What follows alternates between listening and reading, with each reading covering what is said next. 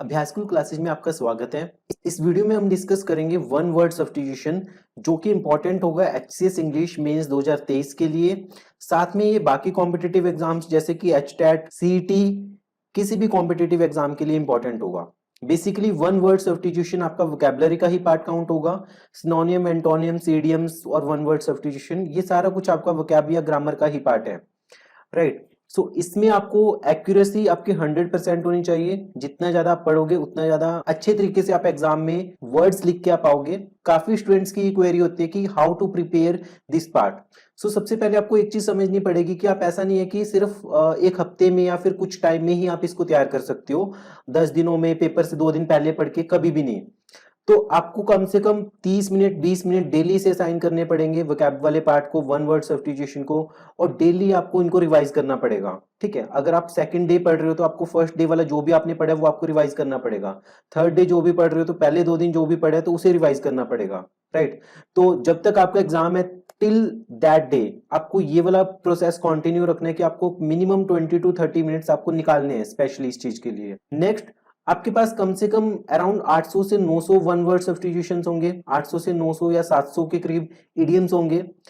तो सबसे पहले देखिए कि प्रीवियस ईयर पेपर्स को एनालाइज कीजिए, उनमें किस तरह से ये वाले टॉपिक पूछे गए हैं, क्या डिफिकल्टी लेवल था उनका, बहुत ज्यादा रैंडम थे या किस पैटर्न पे थे। ये दोनों टॉपिक से, आप फिर ग्रामर का कोई भी टॉपिक आप किसी भी बुक से कर सकते हो या फिर ऑनलाइन सोर्स से कर सकते हो।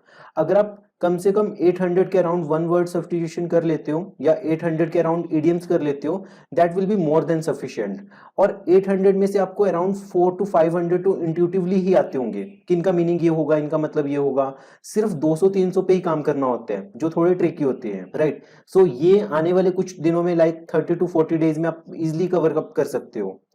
सो नेक्स्ट चीज है कि कभी भी आप इन जो भी ग्रामर वाला पार्ट है उसे फोर्स मत कीजिए खुद को कि आपको हर वर्ड को याद ही रखना है। क्रैम मत कीजिए कि अच्छा मेटाफोर का मतलब ये होगा, कंटेम्परेरी का मतलब ये होगा। उस वर्ड को समझिए, उस वर्ड को देखिए कहाँ पे अप्लाई कर सकते हो, देखिए कि न्यूज़पेपर में कहाँ पे वो यूज हुआ था, उस वो वाला वर्ड। ठीक है, उनको बारी बारी रीड कीजिए हर दिन।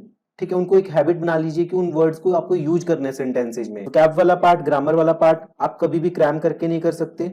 ठीक है, आपको वोकैब वाले पार्ट के लिए लिख के प्रैक्टिस करनी पड़ेगी। स्पेशली कुछ वर्ड्स की स्पेलिंग में गलती होने के चांसेस रहते हैं, तो आपको वो चीज अवॉइड करनी है, स्पेलिंग मिस्टेक।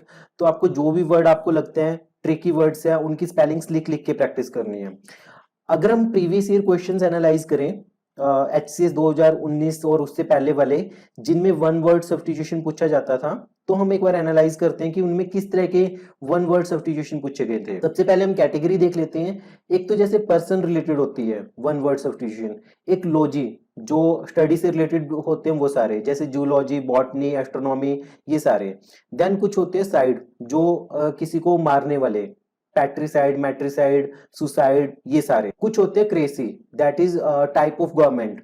तो आपके पास ये सारे कुल मिला के 7 से 8 कैटेगरीज होंगी वन वर्ड सब्स्टिट्यूशन की, जो कि मोस्ट इंपॉर्टेंट है एचसीएस एग्जाम के लिए और किसी भी एग्जाम के लिए। तो सबसे पहले हम एनालाइज करते हैं। जैसे एचसीएस 2019 में पूछा गया a person appointed by two party to solve a dispute, ये पर्सन वाली कैटेगरी से आ रहा है, तो इसका आंसर होगा mediator. One, a person who lead an austere life, तो ये भी पर्सन वाला ही हो गया आपके पास। One who does a thing for pleasure and not as a profession, तो ये भी आपका पर्सन वाली कैटेगरी से हो गया। A person living at the same time, दो लोग सेम टाइम पे रह रहे हैं। A person who is mentally sick, तो ये भी पर्सन वाली कैटेगरी से हो गया, right. One person who believe in the existence of god, one person who play a game for pleasure and not professionally, ये रिपीट हो गया।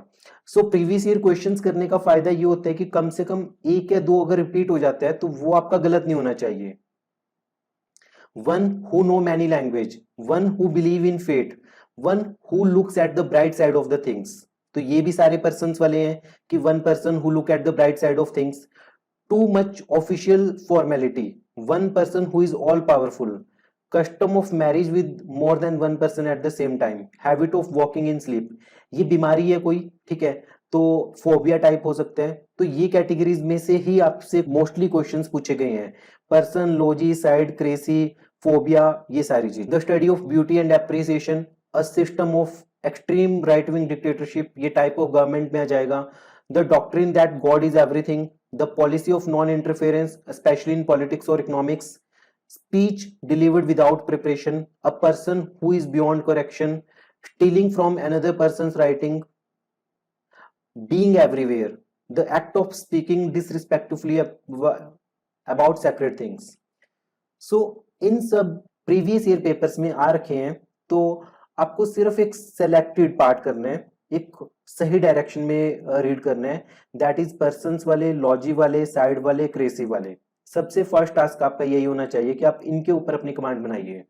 उसके बाद जो बाकी रैंडम होंगे उनको आप कॉन्टिन्यूटी में पढ़ते रहिए। सो हम ट्राई करेंगे नेक्स्ट वीडियोज में इन्हीं कैटेगरीज को हम 1 बाय 1 कंप्लीट करने की कोशिश करेंगे।